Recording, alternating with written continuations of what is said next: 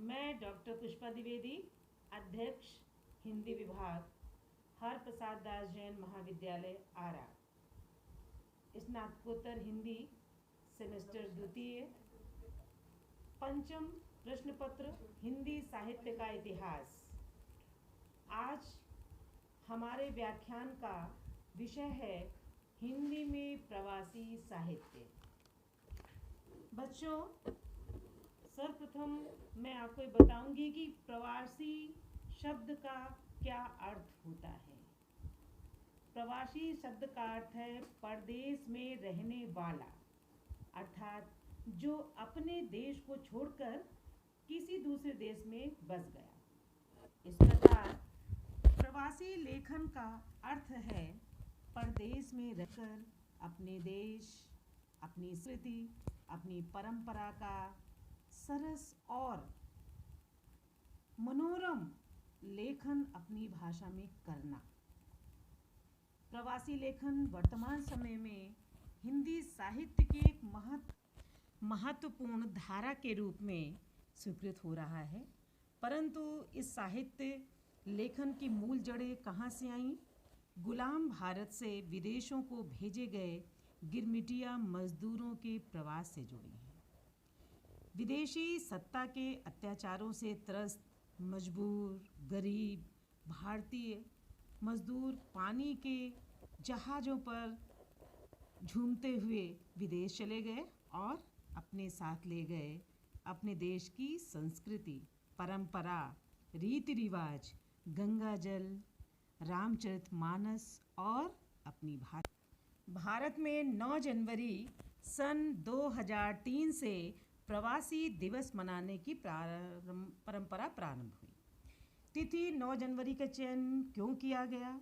क्योंकि इस दिन महात्मा गांधी दक्षिण अफ्रीका से वापस आए थे और उन्होंने अपने प्रवास को समाप्त कर अपने देश के लिए अपना जीवन समर्पित कर दिया। 9 जनवरी को प्रवासी दिवस मनाने की परंपरा की गहरी संबद्धता महात्मा गांधी के लेखन से भी है।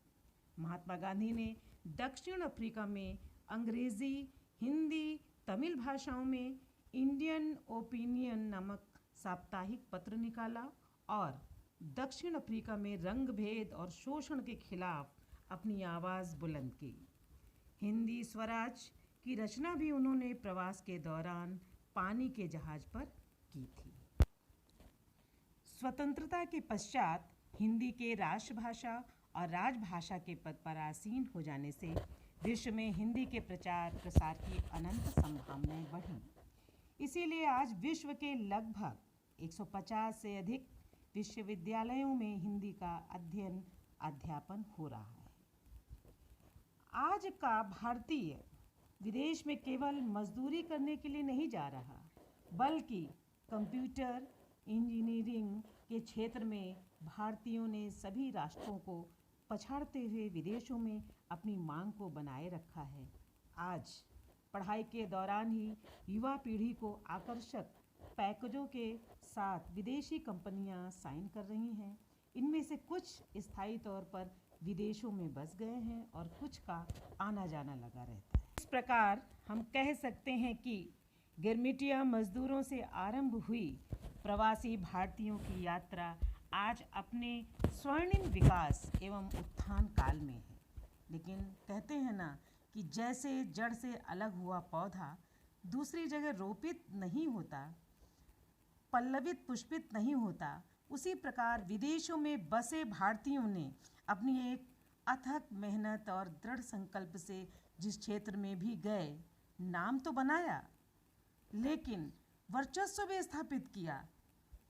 कहीं न कहीं बाहर के होने की भावना उन्हें विचलित करती रहती है। एक नए वातावरण में, एक नई और भिन्न संस्कृति में, नए तथा अलग तौर तरीकों में अपने आप को ढालते हुए उन्हें पीछे छूटी अपनी संस्कृति, अपनी पहचान, अपने अकेलेपन की कसक, पीड़ा और द्वंद्व से अवश्य जूझना पड़ता है।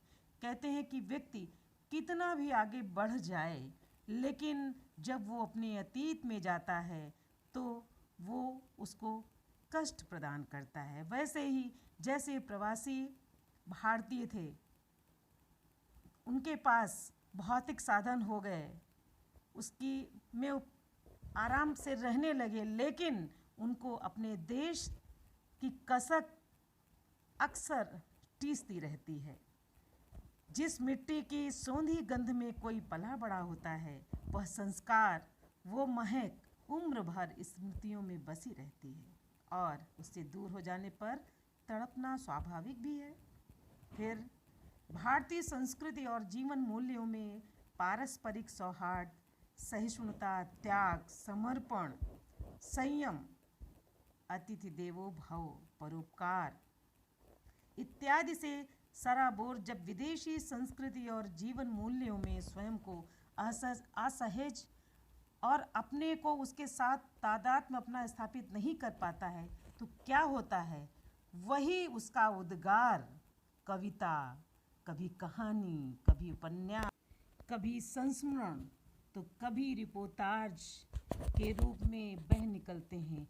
ये सब हिंदी गद्य साहित्य की विधाएं हैं। कहते हैं ना कि वियोगी होगा पहला कवि, आह से उपजा होगा गान।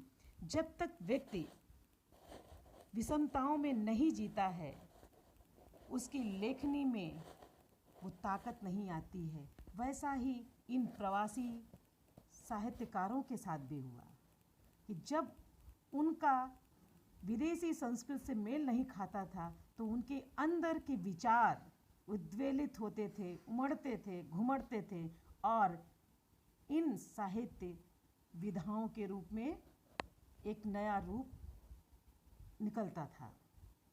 समाज सांस्कृतिक अंतरधाराओं को विश्लेषित करने में ये साहित्यकार अधिक सक्षम इसलिए हैं क्योंकि इन्होंने प्रवास के दर्द को, टीस को एवं वेदना को यथार्थ के धरातल पर भोगा है। जैसा कि मैंने आपको बताया कि जब तक व्यक्ति वेदना को जीता नहीं है, जब तक व्यक्ति उस स्थिति को भोगता नहीं है, तब तक उसके साहित्य में, उसकी कविता में वो बात नहीं आती है जो दूसरे के हृदय को उद्वेलित कर सके। यही हमारे प्रवासी साहित्यकारों की भी स्थिति रही। अब हम बात करते हैं कि प्रवास पर जाने वाले प्रवासी कवियों ने ही साहित्य नहीं लिखा। प्रवास की परंपरा तो साहित्य में अनादिकाल से है। हिंदी में अधिकांश साहित्य जैसे श्री राम के प्रवास, श्री कृष्ण के प्रवास के साथ साथ महाभारत में पांडवों के प्रवास को आधार बनाकर लिखा गया। यह प्रवास काल जहाँ प्रवासियों के लिए अत्यंत कष्टप्रद और नई समस्याओं से युक्त रहा, वहीं पीछे छूटे इनके बंधु बांधवों के लिए भी जीवन धारा को बदलकर करुण रस देने वाला रहा। आधुनिक काल में प्रवासी चेतना यद्यपि कारण कार्य अलग है, पर परिणाम भी अलग, लेकिन प्रवास का दर्द समान है। प्रवास या प्रवासी शब्द अत्यंत व्यापक भी है। आवश्यक नहीं कि यह प्रवास एक राष्ट्र से दूसरे राष्ट्र में ही हो। भारत जैसे विशाल, बहुभाषी, बहुसांस्कृतिक दृष्टि वाले देश में भी एक राज्य से दूसरे राज्य में भी प्रवास के इस द्वंद्व, दंश एवं दर्द को महसूस किया जा सकता है। अतः हम कह सकते हैं कि अपने घर परिवार, देश, राष्ट्र, समाज, संस्कृति दूर रह रहे व्यक्ति को प्रवासी कहा जा सकता है, क्योंकि अपनी मिट्टी से दूर रहने वाले व्यक्ति के अनुभव, समस्याएं और विचार बिल्कुल अलग होंगे। इसलिए उनके द्वारा रचे गए साहित्य में प्रवृत्तिगत, अनुभवगत, विचारगत अंतर एवं विलक्षणता होगी। इसीलिए इस प्रकार के साहित्य को प्रवासी साहित्य की संज्ञा से अभिहित किया जाता है। हिंदी में लिखा जाने वाला प्रवासी साहित्य अत्यंत प्रचुर और विलक्षण है। इसके प्रमुख कवि हैं जैसे प्राण शर्मा, अभिमन्यु अनंत, डॉक्टर सुधा ढींगरा, उषा राजे सक्सेना, कमल कोठारी, अर्चना पेनुली, तरुण कोठारी, डॉक्टर गिरीश जौहरी, सुरेंद्र नाथ तिवारी इत्यादि कवि बहुत ही चर्चित हैं। प्रवासी हिंदी गद्य साहित्य के साथ साथ ऐसा नहीं कि गद्य में ही सारे साहित्यकार अपनी श्रेष्ठता को दिखा रहे थे, कविता का क्षेत्र भी बहुत ही अच्छा था। कविता विषय जिसमें उसका मूल स्वर था स्थानीय इतिहास, वातावरण, युगबोध के साथ साथ दूसरी संस्कृति से संघर्ष, उसकी गंध, सम्मिश्रण भी दिखाई देती है। वास्तव में हिंदी कविता कहीं कहीं वहाँ से प्रकाशित होने वाले पत्रों या पत्रिकाओं के माध्यम से आई, तो कहीं कवियों को उसको प्रकाशित करने के लिए अथक प्रयास करने पड़े, या फिर उनको अपनी रचनाओं को पुस्तकाकार आकार देने के लिए भारत आना पड़ता था, तभी वो पुस्तकाकार रूप धारण करती थी। यह प्रवासी हिंदी साहित्य की प्रारंभिक स्थिति है। युग बदला, समय बदला, आज टेक्नोलॉजी के विकास से अधिकांश प्रवासी हिंदी साहित्य नेट पर उपलब्ध हो जाता है, लेकिन आज भी जनसाधारण की पहुंच से कई बार परे होता है। प्रवासी हिंदी कविता के आरंभिक स्वरों में अपने देश के पीछे छूट जाने के दर्द की प्रधानता है, जिसको कमला प्रसाद मिश्र जी ने इस प्रकार बताया है।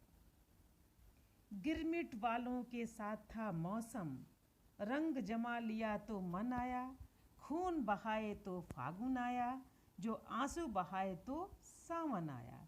उनकी कविताएं इस प्रकार होती थी, एक व्यंग्य है इसमें। इसके पश्चात पंडित ऋषभ देव शर्मा ने भी इस चीज को इस प्रकार व्यक्त किया है।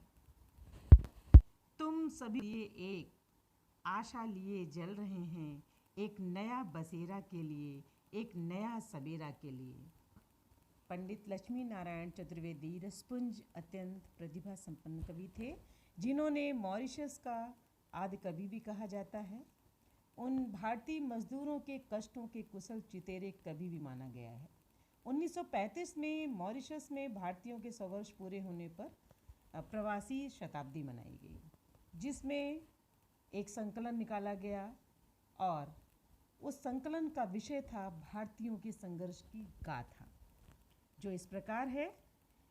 3 सहस्त्र सुवीर सिपाही, भारत पुत्रा मॉरिशस आही, हिंदू वीर आंग्ल इत लाए, फ्रेंच साथ रणघोर मचाए, जय श्री आंग्ल भूप कर आई, शासन विधि मोरिस में लाई। इसके पश्चात अन्य कवियों ने भी अपने इसी दर्द को उकेरा है। रामलाल की वाणी में भी वही दर्द है। कलकत्ता छोड़ा मद्रास छोड़ा, डमरा मुल्क अपनाई के, कुली नाम धराई के। प्रवास का ये दर्द और तीस घर की गरीबी मिटाने के लिए ही कवि देव नारायण भी कहते हैं, जो भोजपुरी में है।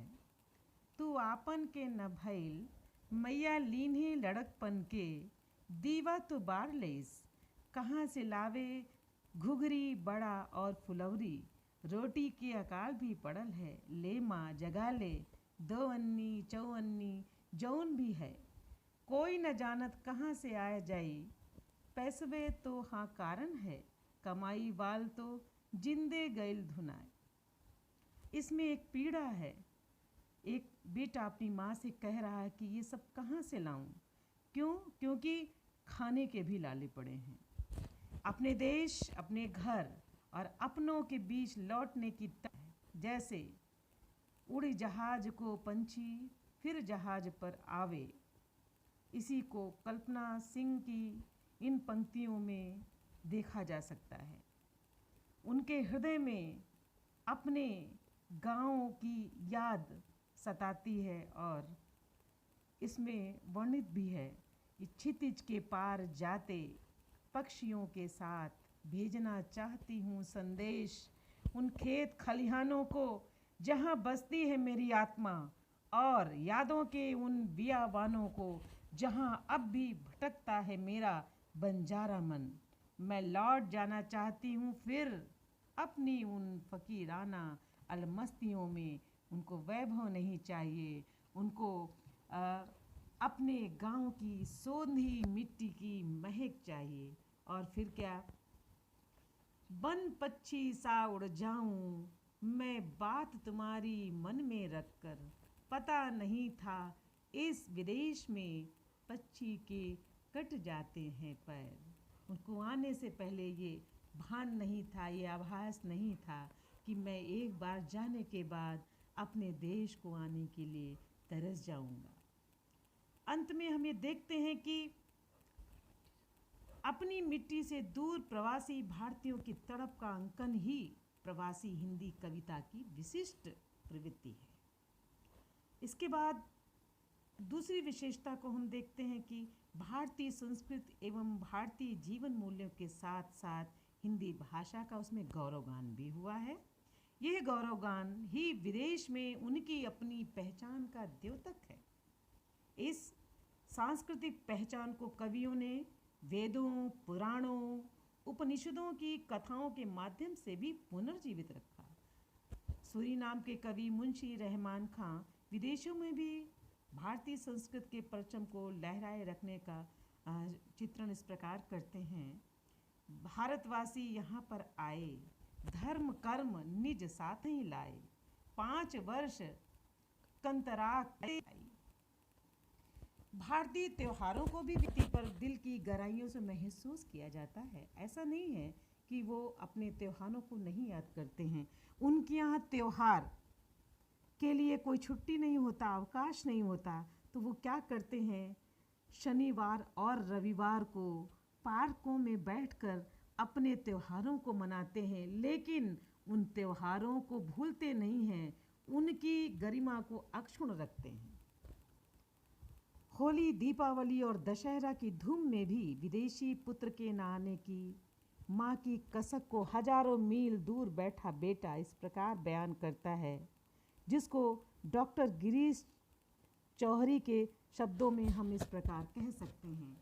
कहते हैं बेटा, कहते हैं बेटी है पराई, चिड़िया जो सावन में आती, आंगन में आती तो है, हाँ सदा नहीं घर पर रह पाती माँ, पर तेरा यह बेटा तो बेटी से भी अधिक पराया। होली और दिवाली निकली फिर भी नहीं लौट कर आया। प्रवास में अपने प्रियजनों से बिछड़ने का ये दर्द वही बयान कर सकता है जिसने वास्तव में इस दर्द को भोगा है। यादों के बादल तब तब भी उमड़ते घुमड़ते हैं जब जब पूर्वा की बयार बहती है। इसको कवि ने इस प्रकार व्यक्त किया है। घिर आए घन कारे कारे, जब जब भी पूर्वा बौराई, उस आंचल की छवि घिर आई, चमके बिजली फिर आंगन में, उस चितवन से प्यारे प्यारे। विदेशी संस्कृति, सभ्यता और वहाँ के रहन सहन का अंग बनकर भी प्रवासी हिंदी कवि का झुकाव भारतीय संस्कृति की ओर ही है। जैसा कि अभी हमने विभिन्न उदाहरणों के माध्यम से देखा है।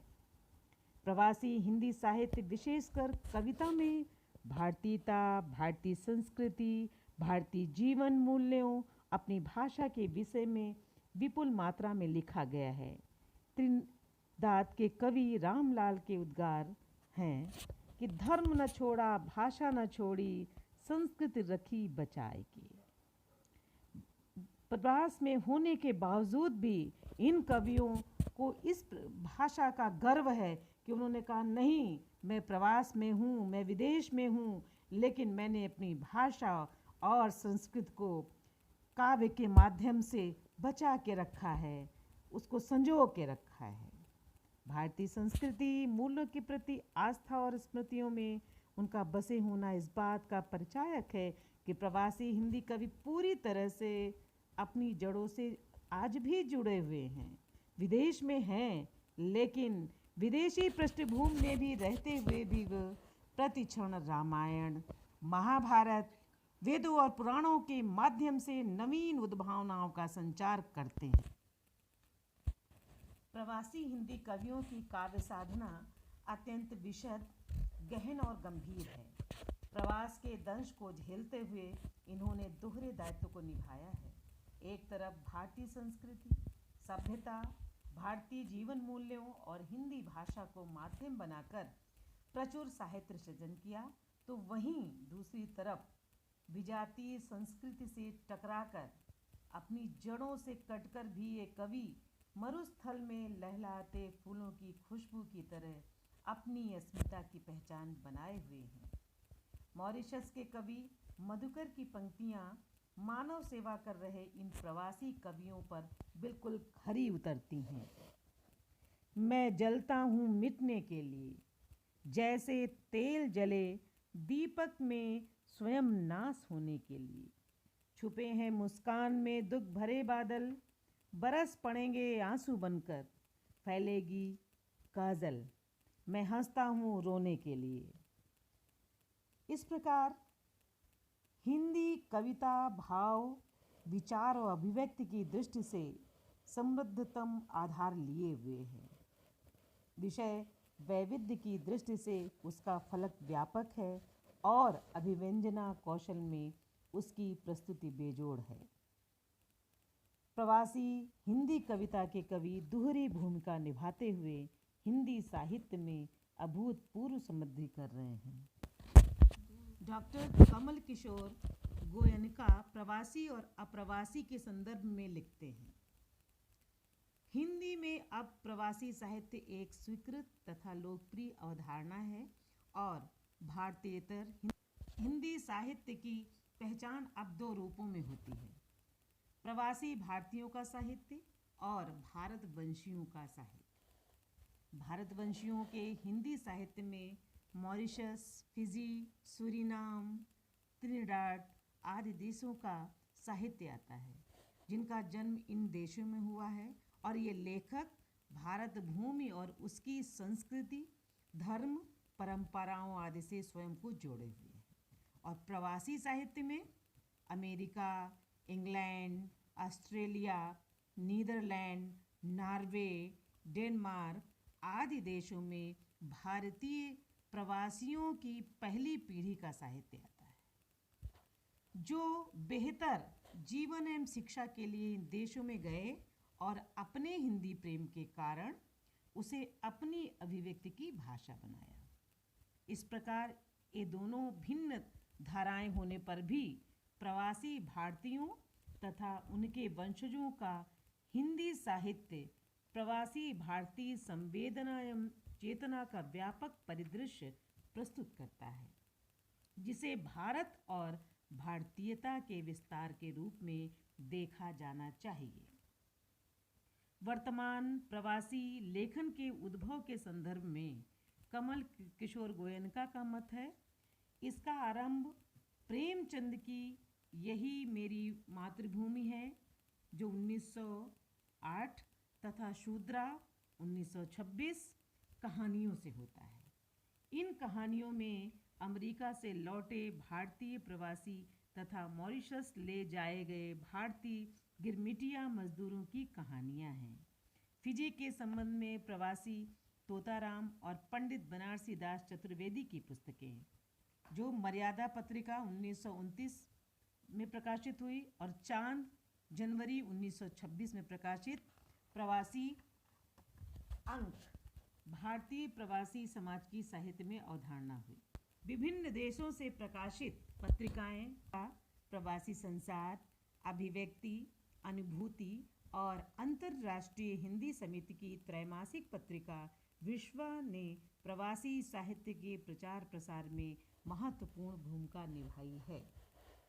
गिरमिटिया मजदूरों के देशों का हिंदी साहित्य, इनमें मॉरिशस देशों में प्रकाशित पत्रिकाएं बसंत, दुर्गा, प्रवासी संसार, अभिव्यक्ति, अनुभूति और अंतर्राष्ट्रीय हिंदी समिति की त्रैमासिक पत्रिका विश्व ने प्रवासी साहित्य के प्रचार प्रसार में महत्वपूर्ण भूमिका निभाई है। प्रवासी भारतीयों ने जिन स्थितियों में अपनी संस्कृति और परंपरा को सुरक्षित रखने का प्रयास किया, उसका उल्लेख करते हुए डॉक्टर लक्ष्मीमल सिंधवी लिखते हैं, प्रवासी अपनी संस्कृति की पहचान भी लेकर चलता है, अपनी स्मृतियों का पाथेय और संबल लेकर दूसरे देश जाता है। वो भारत से, भारतीय संस्कृति से, भारतीय जीवन मूल्यों से अत्यधिक गहराई से जुड़े हुए हैं। इसके लिए वे भारतीय पर्वों को मनाते हैं, तीर्थों के नाम पर अपने मोहल्ले का नाम रखते हैं। अपनी संस्कृति से जुड़ाव ही उन्हें अपनी भाषा और साहित्य के प्रति समर्पित बनाए रखते हैं। हिंदी साहित्य के माध्यम से भारतीय संस्कृति के प्रचार एवं प्रसार का सर्वाधिक श्रेय प्रवासी हिंदी लेखकों को जाता है, जिन्होंने भारतीय संस्कृति और सभ्यता के स्तर को बनाए रखते हुए साहित्य का सृजन किया, साथ ही विदेशियों को इसके प्रति आकर्षित किया। प्रवासी हिंदी लेखक अपनी कृतियों एवं लेखन में देश और विदेश की विभिन्न संस्कृतियों को समन्वय कर रहे हैं। प्रवासी हिंदी साहित्य में स्थानीय संस्कृति एवं संस्कारों की झलक देखने को मिलती है। प्रवासी साहित्यकारों ने वैश्विक स्तर पर हिंदी भाषा के विकास में महत्वपूर्ण कार्य। प्रवासी साहित्यकार अपने जन्मभूमि एवं अपनी बोली भाषा के प्रति सदा उदार दिखते हैं। सभी ने अपनी भाषा और संस्कृति से पृथक नहीं हुए हैं, बल्कि उन्हें आज भी इन सबसे लगाव है। विदेशी मिट्टी में देशी संस्कारों की महक मिलती है। प्रवासी हिंदी साहित्य सतत अपनी रचनाओं से हिंदी साहित्य को समृद्ध बनाने के साथ साथ पाठकों को प्रवास की संस्कृति, संस्कार एवं उस भूभाग के लोगों की स्थिति से भी हमें अवगत कराती है। विदेशों में प्रवासी हिंदी सांस्कृतिक दूत का काम करती है। भारतीय संस्कृति विश्व की प्राचीनतम एवं सर्वाधिक समृद्ध संस्कृति है, अतः पूरी दुनिया में भारतीय मूल के लोग अपने साथ साथ भारतीय संस्कृति को जीवित रखे हुए हैं। प्रवासी लोगों की 3 श्रेणियां बनाई जा सकती हैं। एक वह है जो गिरमिटियों के रूप में फिजी, मॉरिशस, त्रिनिडाद, गुआना, दक्षिण अफ्रीका आदि देशों में भेजे गए, जो सबसे पहले विदेश गए भारतीय हैं। इनमें से अधिकांश कभी भारत नहीं आए और इन्होंने भारत में हिंदी का कभी अध्ययन नहीं किया। वे स्वयं निर्मित हिंदी में लिखते हैं, जिसमें स्थानीय भाषा के शब्द हैं और जिसे उन्होंने अपना विशिष्ट नाम भी दिया है। जैसे फिजी में इसे फिजीबात, सूरीनाम में सरनामी और दक्षिण अफ्रीका में नैताली कहा जाता है। दूसरी श्रेणी में 80 के दशक में खाड़ी देशों में गए अशिक्षित, अर्धशिक्षित, कुशल अथवा अकुशल मजदूर आते हैं, जो इन देशों में गए और वहीं की नागरिकता लेकर बस गए। वे कभी कभी भारत आते हैं। इनमें स्वदेश का भाव है, पर इन प्रवासी भारतीयों में हिंदी लेखकों की संख्या काफ़ी कम है। तीसरी श्रेणी में 80-90 के दशक में अमेरिका या यूरोप में गए सुशिक्षित मध्यवर्गीय लोग हैं, जिन्होंने बेहतर भौतिक जीवन के लिए प्रवास किया। ये प्रायः भारत आते जाते रहते हैं। हिंदी इनकी अपनी भाषा है। विदेश जाकर इन्होंने हिंदी में सृजनात्मक रचनाएं करनी शुरू की हैं। विदेशी हिंदी पत्र पत्रिकाएं इन्होंने शुरू की हैं, जिनमें सर्वाधिक यही छपते भी हैं। इन्हीं की अपेक्षाएं सर्वाधिक हैं। वस्तुतः वर्तमान समय में प्रवासी लेखन इतना समृद्ध, कलात्मक, रचनात्मक और उपादेय हो गया है कि न वह केवल साहित्यिक अपितु सामाजिक, राजनीतिक और सांस्कृतिक धरातल पर अनेक महत्वपूर्ण कार्य कर रहा है। भाषिक और साहित्यिक दृष्टि से प्रवासी लेखन का प्रदेय यह है कि हिंदी के वैश्विक स्वरूप का निर्माण हुआ है। अंतर्राष्ट्रीय परिवेश में हिंदी की सार्थक एवं कलात्मक उपस्थिति दर्ज हो रही है। तीसरा है कि अपने देश के प्रति प्रवासी भारतीयों का लगाव के कारण भारत के उत्थान और विकास में उनकी सहभागिता बढ़ी है। चौथा है, भारत में प्रवासी दिवस 9 जनवरी का आयोजन होने से भारत के प्रति उनके लगाव, प्रतिबद्धता और कर्तव्य परायणता में उत्तरोत्तर वृद्धि हो रही है। पांचवा, भारत की संस्कृति, इतिहास, परंपरा और भाषा का वैश्विक धरातल पर प्रचार प्रसार बढ़ रहा है। छठा, हिंदी साहित्य की कलात्मकता और साहित्यिक सौष्ठव की अंतर्राष्ट्रीय पहचान स्थापित हो रही है।